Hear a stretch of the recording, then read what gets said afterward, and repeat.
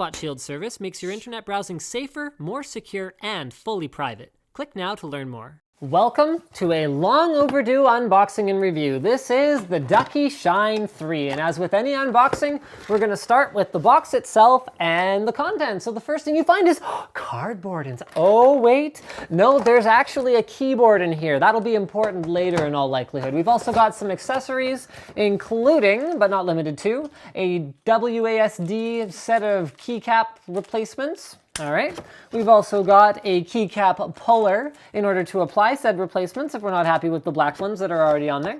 We've also got a USB-A to mini-B cable that's wrapped up in a nice little cable management thing. Happens to be gold plated, although that doesn't really matter.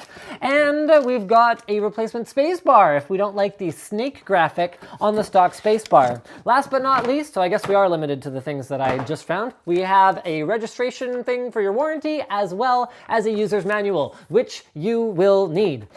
So, the keyboard itself. I mean, what is there to say that every other reviewer in the world hasn't said about Ducky? The build quality is immaculate. There's almost no flex to the thing whatsoever. It is extremely heavy. The keys have a very satisfying sound to them, just like you'd expect with a mechanical keyboard, but it's even better with a solidly built mechanical keyboard. And of course, there's the stuff that you can't see, such as the dual layer PCB that's inside and the UV coated laser printed ABS keycaps. So those are pretty darn good as far as keycaps go. There are better ones out there, but they're generally considered to be aftermarket options. On the back of the unit, we find 4 rubber pads so that it doesn't slip around on you, as well as 2 little risers if you prefer to have a bit more of an angle to your keyboard. We've also got cable routing options for the detachable USB cable, so it can come out straight to the right or to the left, whatever you prefer. We also find our serial number on the back, as well as some dip switches. More on those in just a moment. All right, so while this might not be the most user-friendly way to implement different, control changes, what these 4 little dip switches do is they disable the Windows key, so it doesn't have like a gaming mode button on the front. You can actually do that with a dip switch on the back. You can actually swap Control and Caps Lock. You can swap Windows and Alt placements. And if you want to be adventurous, you can put it into demo mode, which might be more useful for shopkeepers and less useful for individuals who are buying the thing. What demo mode does is it cycles through all the different lighting modes and stuff like that without actually any USB data going back and forth. It just makes it take in power. So it doesn't actually work in demo mode. All right, Linus, it's a Ducky, so we know it's extremely well built, but tell me about the features. All right, so it's available in either a 104 key or a 10 keyless, that is to say without the number pad layout. It's available in a variety of colors, although we've only got blue here today. So blue, red, green, white, magenta, and orange for the LED backlights. And it's available in the kind of the standard 4 key switch type. So that's brown, red, black, and blue, that nice clicky sound. It has shortcuts for media keys, although I think what Ducky means by that is volume up, volume down, and mute, because there's no play, pause, or track skip or anything like that. It also has, and these are classic, calculator, computer,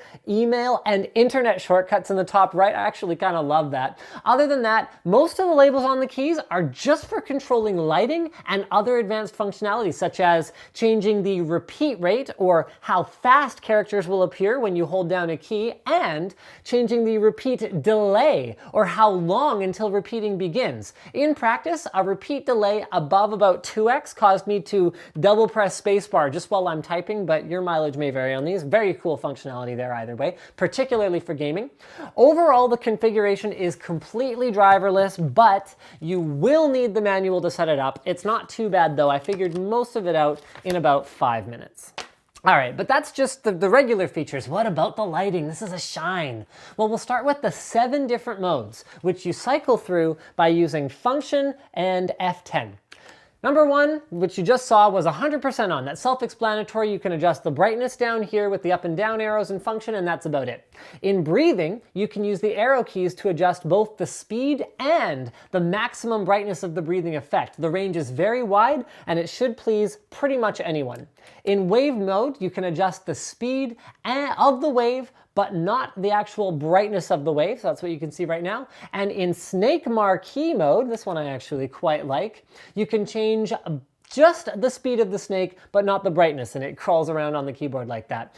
In reactive mode, you can change both the pressed and non-pressed brightness. So you can either have the keys turn off and then fade back in as you type, or you can have them be off and then turn on and fade away as you type. I think this one and Ripple are my personal favorites. Speaking of Ripple, both it and Aurora are cool modes that send out patterns when you press on particular keys. You can adjust the speed of either effect, but only Ripple can have the brightness adjusted. So this one right here is Aurora, which always runs on full brightness. So you can see it sends out horizontal waves. Now the Spacebar is a bit of a unique situation. It only has, it has one blue LED which matches the color of your keyboard, and it has two RGB LEDs, one on either side of the blue one. So you can change the color effects of the Spacebar by using the Insert, Home, and Page Up along with Function to achieve pretty much any color you could possibly want. So it's R,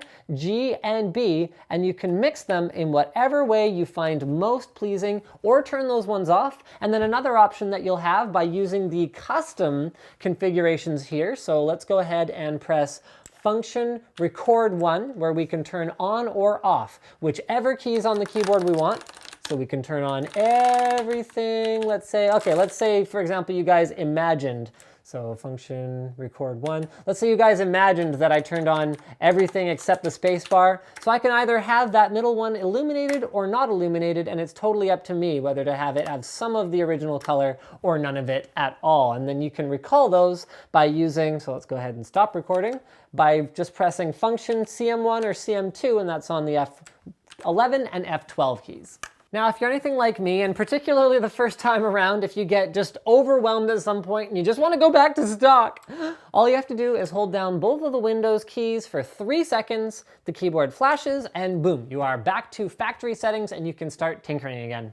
So the conclusion for this is pretty simple. If you're looking for an extremely well-built keyboard that's available in a wide variety of configurations, at least some of which you're bound to find pleasing, and you want the best lighting features, then I guess just go buy one. With that said, the Shine 3 is not cheap. It's well over $100, and given the spotty retail store availability, you'll likely have to get it shipped to you, so you're probably looking at a $150 plus or minus investment. It's probably going to last forever, however, so as long as you have the discipline to not run and buy more mechanical keyboards, it really is addictive. Then you may be able to justify the expense for the faster, more satisfying typing experience that a mechanical keyboard provides, and you can treat yourself to one that is particularly awesome. As always, guys, like this video if you liked it, dislike it if you disliked it, leave a comment and let me know what your thoughts on mechanical keyboards in general and the Shine 3 in particular, and as always, don't forget to subscribe to Linus Tech Tips.